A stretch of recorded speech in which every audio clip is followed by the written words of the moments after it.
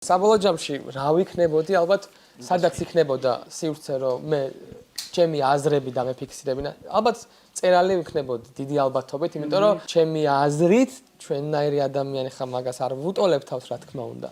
მაგრამ დამოკიდებულება ცხოვრების მიმართ მსგავსი ქონდათ საზოგადო მოღვაწეებს, რაც ჩვენ გვაქვს დღევანდელი ცხოვრებაში, ჩვენ სხვა საშუალებებით ვცდილობთ ამას, ისინი სხვა საშუალებებით ვცდილობთ. სხვა გემოვნება იყო ადრე, ეხლა სხვა გემოვნება, სხვა ტრენდი, სხვა ტრენდი. ეგრევე ვფიქრობ, ალბათ წერა ზღაპრებს დავწერდი რა, უეჭველი.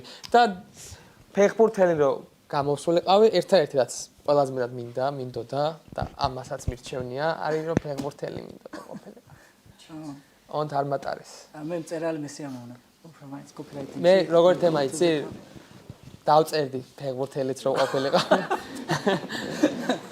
ხო და ეგრევე ვფიქრობ მე, რომ ხო, ფეხბურთელი არის, მაგრამ წერალი იქნებოდა YouTube-ი რო არსებობდეს, რომ ფეხბურთზე მაინც არ შემიყვანდნენ, YouTube იქნებოდა თუ არა.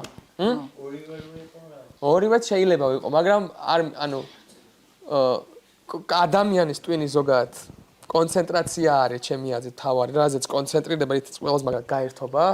აი ის უნდა დახვეწოს მაგრად რა. და რაც უფრო გამისწორდებოდა, აი 18 წლის ასაკში რა, 16-17-18 წლის ასაკში, იმას დავიტოვებდი აუცილებლად. ერთ-ერთი ჰობი დარჩებოდა უბრალოდ. უი, კიდე ის მაგრად შეიძლება შეფილ ყოფილიყო კულინარიაც, მაგრამ მევას.